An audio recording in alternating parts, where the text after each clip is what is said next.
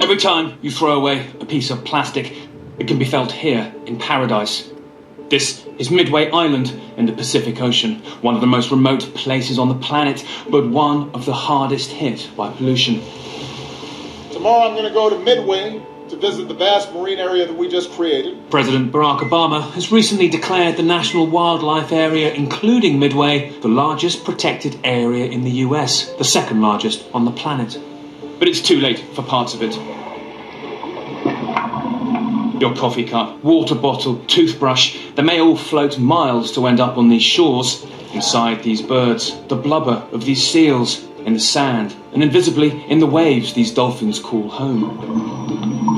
And eventually, these plastics may well end up inside you.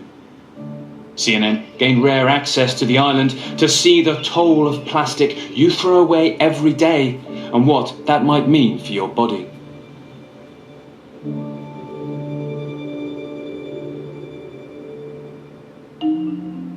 Halfway between North America and Asia, Midway Atoll is one of the most remote places on the planet. It's 5 miles across, but has over 500,000 acres of submerged reef, every inch of which is controlled by strict federal law. We could only fly on a charter jet from Honolulu. Well, it looks extremely beautiful and tranquil from up here, the Pacific at sundown, but across the world's oceans there thought to be some 5 trillion pieces of plastic just floating as garbage. And it's taken us months to make this journey out to Midway, slap in the middle of North Pacific Gyre, what's thought to be the biggest garbage patch in the world's oceans at the moment. The jet can only land at night to avoid hitting the birds who swarm the skies in daylight. The Laysan Albatross, its main resident, their growing chicks starting to fly.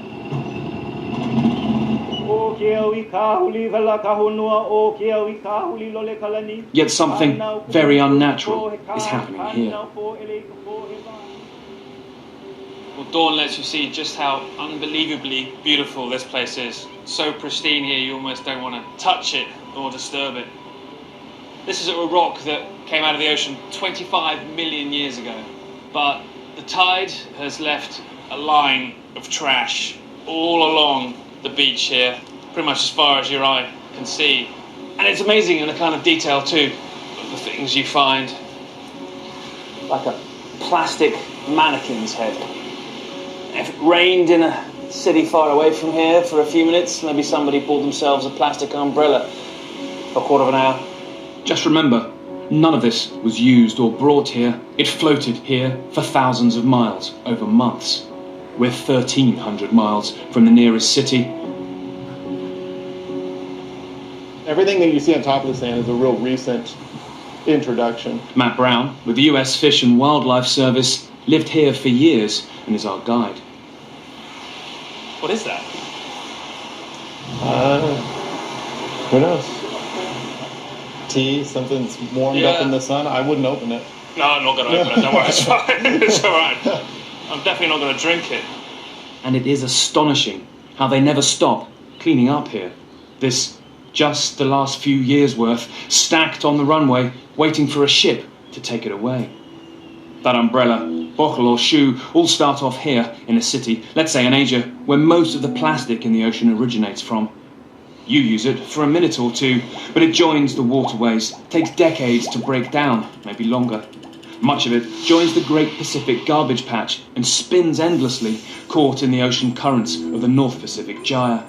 The patch isn't easy to see, often an almost invisible soup of tiny particles made when larger bits of plastic break down. Pound for pound, by 2050 there'll be more plastic in the ocean than fish. Midway is right on its edge, a rare place from which you can peer into it. This is the largest Laysan Albatross colony on the planet. 500,000 nests and 1.5 million birds. Fragile albatross chicks struggle to survive at the best of times, and this is the time of year where they first learn to spread their huge wings, custom built to let them swoop into the sea and catch their sea life prey.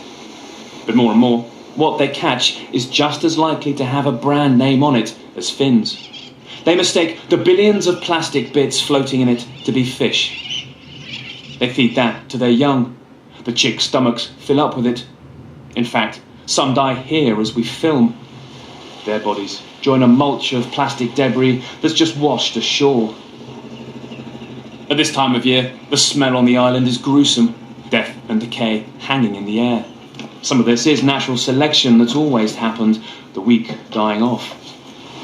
Plastic bottles, bottle tops, looks like a bit of a mop there. But the amount of plastic here, researchers worry, must be taking its toll too on the threatened birds.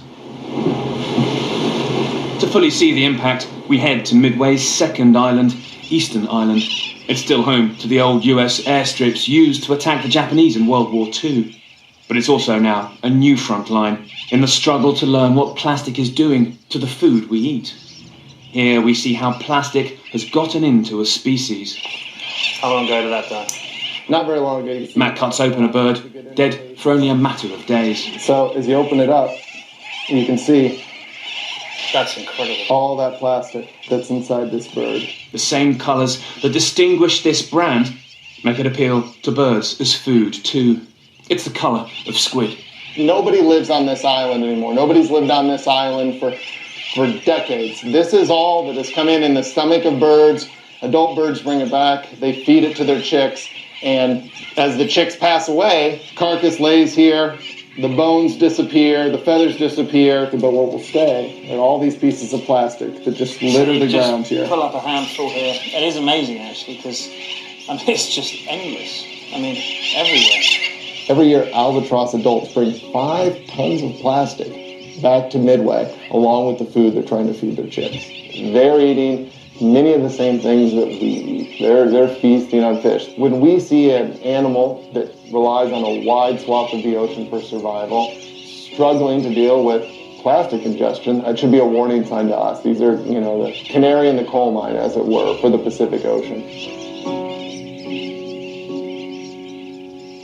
Take your first glance at this beach and obviously you can't see any problem at all. It's just paradise. But that isn't really the issue with plastics in the ocean. It's not about the biggest pieces that people get most concerned about. It's down on this level here on the beach, this myriad of tiny, brightly coloured different specks. They're not coral. These are what scientists call microplastics, and they're all over this beach. People are in fact calling this sort of thing the new sand. What is a microplastic? It's the tiny particle created when larger plastic items, toothbrushes, bottles, bags, break down over decades. They float in the water and get eaten by sea life. They cause 2 problems. First, the fragments act like a sponge to other toxins in the water, pesticides and flame retardants, for example, suctioning them up and concentrating them. Secondly, they are themselves complex polymers, molecules the body can't fully break down.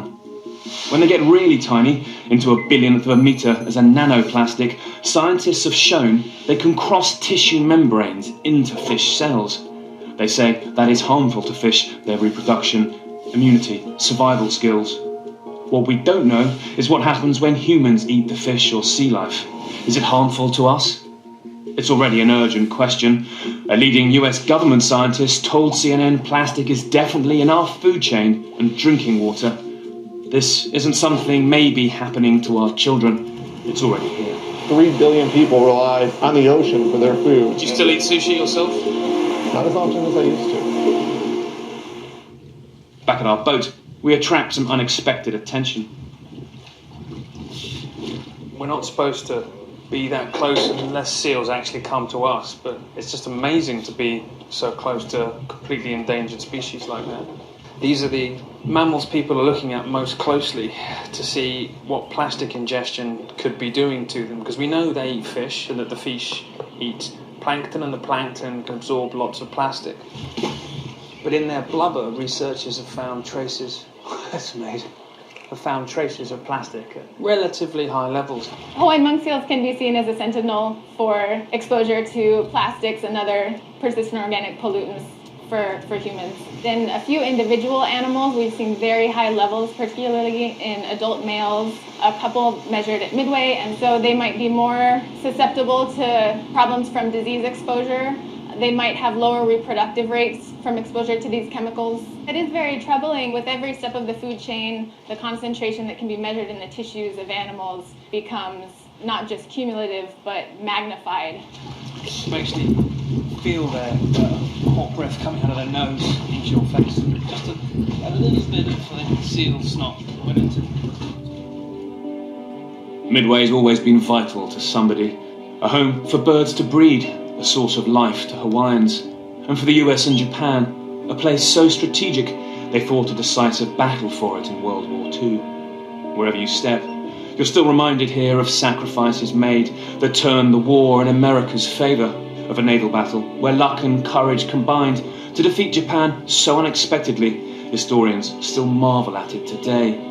Even now, it houses these sensors meant to detect radiation from a North Korean nuclear test. To get more of a sense of scale, we head out from the atoll towards the reef that encircles it, closer to the endless plastic of the Great Pacific Garbage Patch. It's often hidden under the surface, an almost invisible underwater soup of tiny fragments, and not easy to spot, like this, a sunken barge, used to ship fresh water here when this was a Cold War early warning station. Man comes and leaves, but this isn't his home, it's theirs. Listen. That's the sound of dolphins talking.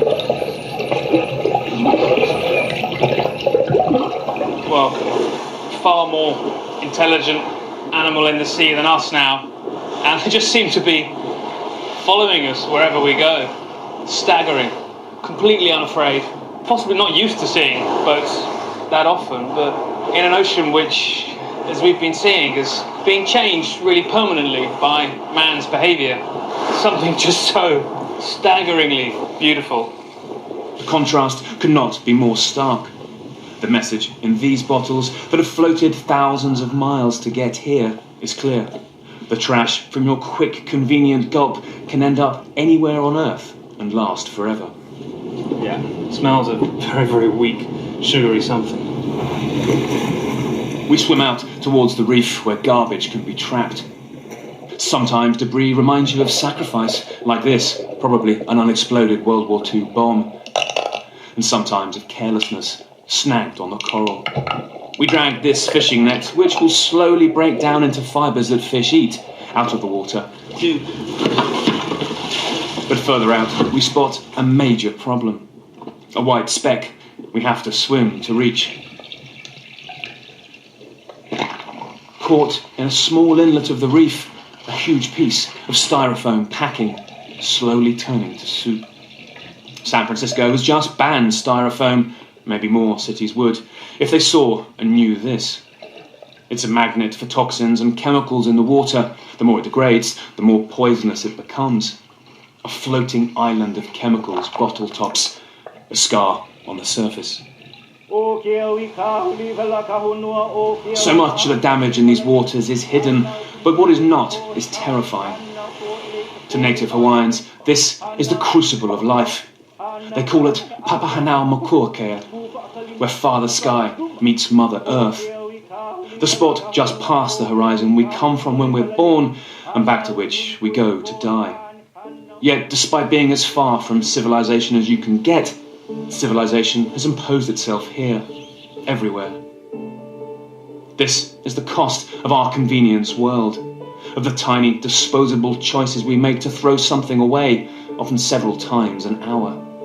And this is just the beginning of what those choices are doing to our planet and future.